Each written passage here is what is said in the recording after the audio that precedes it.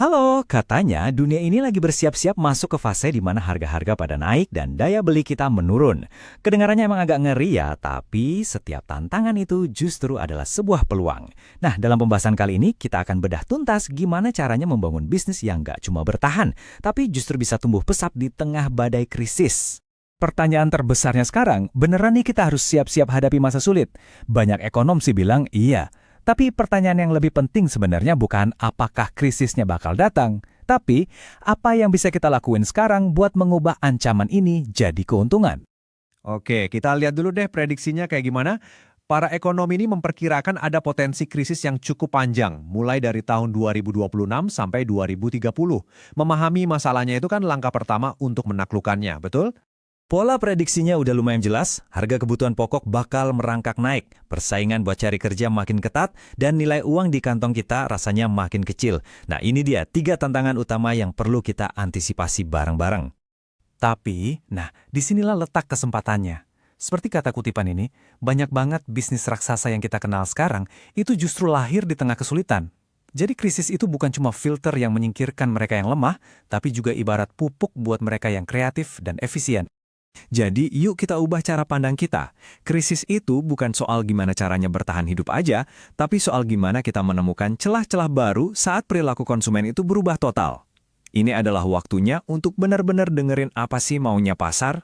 Inilah inti dari semuanya, pola pikir krisis. Ini bukan tentang panik, tapi tentang jadi lebih jeli. Di saat-saat sulit, konsumen itu otomatis beralih dari keinginan ke kebutuhan. Jadi, di saat orang lain melihat masalah, kita harus bisa melihat solusi untuk kebutuhan-kebutuhan mendasar itu. Oke, kita mulai dari yang paling fundamental ya, kebutuhan dasar dan kesehatan. Mau kondisi ekonomi segimanapun, orang pasti akan selalu butuh makan, minum, dan produk-produk kesehatan. Ini adalah fondasi dari bisnis yang tahan banting. Coba deh lihat pergeseran perilaku di sini. Ini jelas banget, pengeluaran buat hal-hal kayak nongkrong di kafe mahal bakal dipotong. Tapi uangnya itu bakal dialihkan ke solusi yang lebih praktis, misalnya catering sehat di rumah. Belanja impulsif barang mewah? Gantinya langganan sembako online. Kuncinya cuma satu, praktis, terjangkau, dan berkualitas. Nah, selain urusan makanan, kesadaran kita soal kesehatan pasca pandemi itu ngebuka banyak banget pintu. Peluang ada di mana-mana. Mulai dari suplemen herbal, konsultasi kesehatan online yang praktis, sampai produk-produk kebersihan.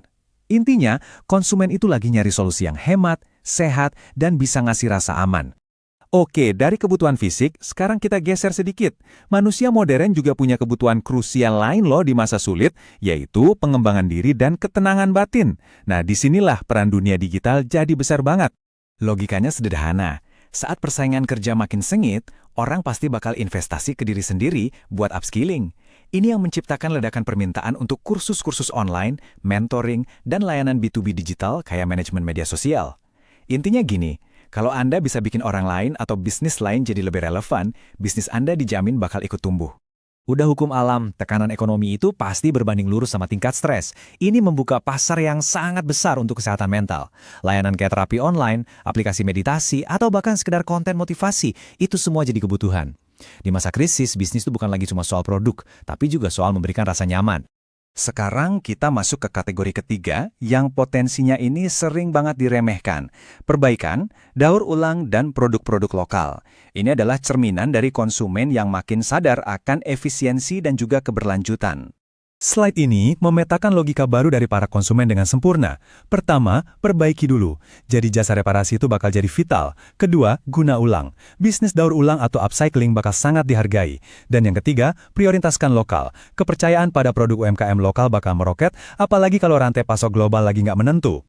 Oke, kita udah ngebahas 3 kategori bisnis yang potensial banget. Tapi ada satu benang merah yang mengikat semuanya. Satu kunci utama yang menentukan kesuksesan di tengah ketidakpastian ini.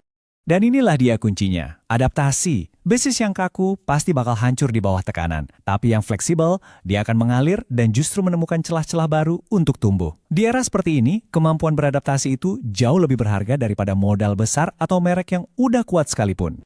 Jadi, pada akhirnya, pertanyaan ini kembali kepada kita semua. Krisis boleh datang dan pergi, tapi semangat untuk terus tumbuh dan beradaptasi adalah hal yang membuat kita bukan cuma bertahan, tapi bahkan berkembang. Jadi, pertanyaannya sekarang, apakah Anda siap untuk mulai berubah dan melihat peluang itu dari sekarang?